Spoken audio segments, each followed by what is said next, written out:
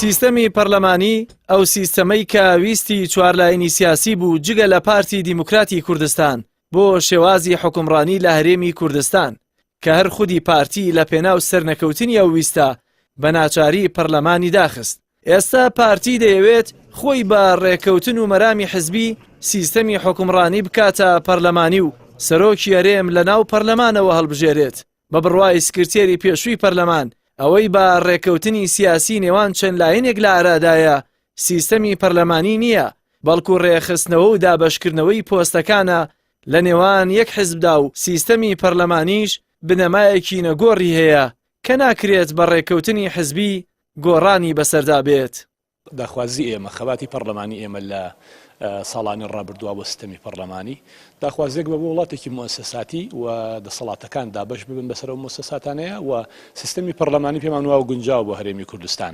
ئێستا کە بەرەو ئەوە ڕوونباز لەوە کرێت کە لە هەرێمی کوردستاندا بێتە سیستەمی پەرلەمانی بڕوام وایە ئەمە ویست و ئیرادەیەکی ویستێکی خۆڕسکی نییە بۆ سیستەمی پەرلەمانی بە ئەندازە ئەوەی کە ڕێخستنەوەیەکی سیاسی هەندێک لە پارتە دەسەڵاتدارەکانە لە هەرێمی کوردستاندا ئومێد دەکەم هەرێمی کوردستان لە ئایندا لە سیستەمی پەرلەمانیە ممارەسەی کاری سیاسی خۆی. پێش ئەوەی کە باز لەوە بکەن کە سیستەم ببێتە سیستەمی پەرلەمانی دەنگۆی ئەوە بەرگوێمانەکەوێ کە دابەشکردنەوەی دەسەڵاتەکان بەسەر سەرۆکایەتیەکانە ئەویش جارێکی کە بەویستێکی حیزبیە نەک بۆ تەبەنیکردنی سیستەمە پەرلەمانیەکە.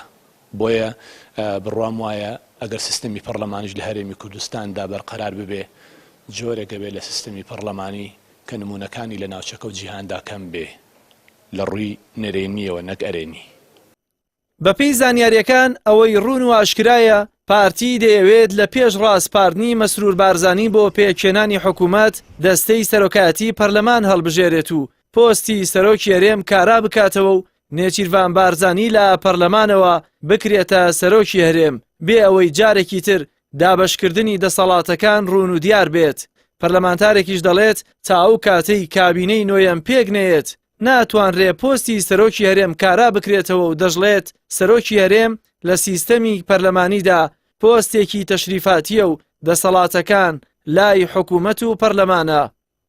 ئێستا ئەمەی کە پارتی دیموکراتی کوردستان ئەمە بەرەو پێشچوونێکە کە ڕازی بۆ بە سیستەمی پەرلەمانی بۆی سەرۆکی هەرێم لە ناو پەرلەمان هەڵبژێردێ. بەڵام دوو گرفتی تر ماوە. ئایا پەرلەمان لە داهاتووە دەتوانێت لێپێچینەوە لێپرسینەوە لە سەرۆکی هەرێمکە؟ بەڕای من نەخێریانی و پارتی کە بەمەش ڕازی بووە لەبەرەوەی کە ژمارەی کورسیەکانی گەشتۆتە 45 کورسی گرنتی ئەوەی وەرگرتووە ینی کە بە هیچ شێوەیەک ئێمە لە خولی پێنجەمی پەرلەمانی کوردستانە سەرۆکی هەرێمێک نابینین بێتە بەردەم پەرلەمانی کوردستان مسائلە و لێپرسینەوەی لەگەڵا بکرێ. دووەم بابەتی دەسەڵاتەکانە بە تایبەتی کە ئەو دەسەڵاتی پەیوەندی بە فەرماندەی گشتی هێزە چەکدارەکانەوە هەیە و لەگەڵ دوانی دەسەڵاتی جێبەجێکردن واتە ئیشکالەتی سونائەتی سڵتەی تەنفیزیمان بۆ دروست دەبێتوانێ. بۆیە گرنگە سیستم پەرلەمانی بێ و ئەو دەسەڵاتانەش کەم بکرێتەوانێت کە جاری پێشوو لایەنە سیاسیەکان لە مەطبەخی سیاسی گەشتن بە نەتیجە نە لە لیژنەی دەستور و لە نە ناو پەرلەمانیش تەوافقی بۆ نەکرا. پارتی دیموکراتی کوردستان ئەوەی ئاشکرا کردووە کە مەسرور بارزانی کاندیدە بۆ پێکێنانی کابینەی نۆیەم بەڵام پێشەوە دەیەوێت لە ڕێگەی پەرلەمانەوە نێچیروان بارزانی بکاتە سەرۆکی هەرێم.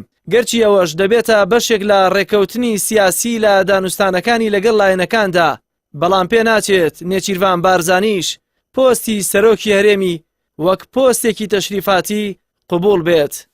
جەلال محەممەد، کەناڵی ئاسمانی پەیام، سلێمانی.